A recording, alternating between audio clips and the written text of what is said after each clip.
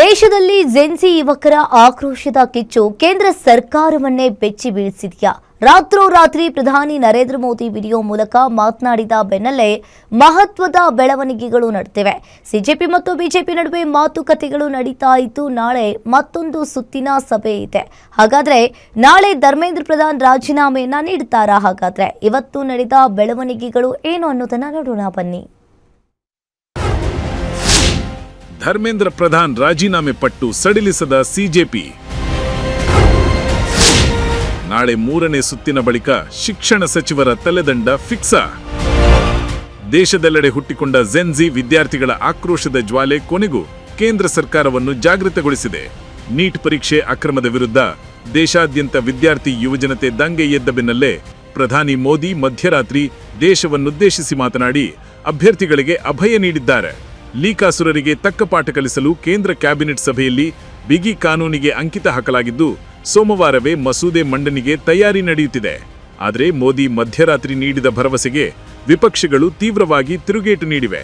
ಪ್ರಧಾನಿ ಮೋದಿ ವಿಡಿಯೋ ವಿರುದ್ಧ ಕಿಡಿಕಾರಿರುವ ರಾಹುಲ್ ಗಾಂಧಿ, ವಿದ್ಯಾರ್ಥಿಗಳ ಮುಂದೆ ನಿಮ್ಮ ಬುದ್ಧಿವಂತಿಕೆ ಪ್ರದರ್ಶನ ಬೇಡ, ಮೊದಲು ಶಿಕ್ಷಣ ಸಚಿವ ಧರ್ಮೇಂದ್ರ ಪ್ರಧಾನ್ ಅವರನ್ನು ವಜಾಗೊಳಿಸಿ ದೇಶದ ಯುವಜನತೆಯ ಮುಂದೆ ಕ್ಷಮೆ ಕೇಳಿ ಎಂದು ಆಗ್ರಹಿಸಿದ್ದಾರೆ.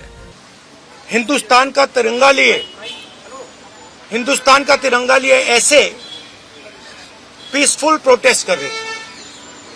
सरकार ने कहा है कि कोई पैलेट गन यूज नहीं हुई। हमारे फ्यूचर है हिंदुस्तान के। ऐसे हजारों युवाओं पर पैलेट गन चलाई गई है, लाठी चलाई गई है, मारा गया है, पीटा गया है। और ये क्या कर रहे हैं? पीसफुल प्रोटेस्ट कर रहे हैं। क्यों कर रहे हैं? इनका पेपर लीक हुआ है. ಮತ್ತೊಂದೆಡೆ ಸುದೀರ್ಘ ಹೋರಾಟದ ನಂತರ ಸೋನಂ ವಾಂಗ್ಚುಕ್ ತಮ್ಮ ಉಪವಾಸ ಸತ್ಯಾಗ್ರಹವನ್ನು ಅಂತ್ಯಗೊಳಿಸಿದ್ದಾರೆ.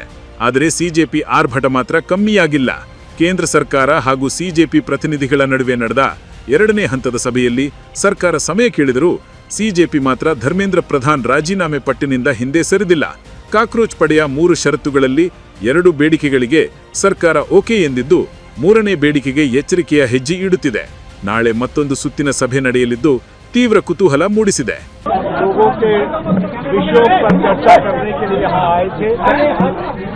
लगभग 2 घंटे बातचीत चली। सरकार की ओर से मैं और मेरे साथ भारत सरकार के मंत्री जितेंद्र सिंह जी बातचीत में शामिल हुए।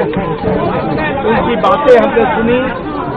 बातें सौहार्दपूर्ण वातावरण में हुई और कई दृष्टि से उन सारी बातों पर हर तरीके से चर्चा हुई। उनकी मुख्यतः 3 डिमांड्स थी और 5 We told them about our 3 main demands. The most non-negotiable demand is Dharmendra Pradhan's resignation or him being fired from the cabinet. Number 2 is the 1 crore compensation for the families of the dead NEET victims. And number 3 is that the FIRs that have been filed, 11 as per our last count, those FIRs have to be withdrawn and a sovereign guarantee has to come from the government that they won't proceed against any peaceful protesters or organizers in the future. That sovereign guarantee has to come. At the same time, ಸರ್ಕಾರ ದಿಟ್ಟ ಕಾನೂನಿನ ಭರವಸೆ ನೀಡಿದರೂ ವಿಪಕ್ಷಗಳು ಹಾಗೂ ವಿದ್ಯಾರ್ಥಿಗಳ ಹೋರಾಟದ ಕಾವು ತಗ್ಗಿಲ್ಲ. ರಾಜೀನಾಮೆ ಪಟ್ಟಿಗೆ ಮಣಿದು ಧರ್ಮೇಂದ್ರ ಪ್ರಧಾನ್ ಕುರ್ಚಿ ಖಾಲಿಯಾಗುತ್ತಾ ಅಥವಾ ಯುವಜನತೆಯ ಈ ಆಕ್ರೋಶ ದೆಹಲಿಯ ರಾಜಕೀಯ ಚಿತ್ರಣವನ್ನೇ ಬದಲಾಯಿಸುತ್ತಾ? ಕಾದು ನೋಡಬೇಕಿದೆ. News desk, guarantee news.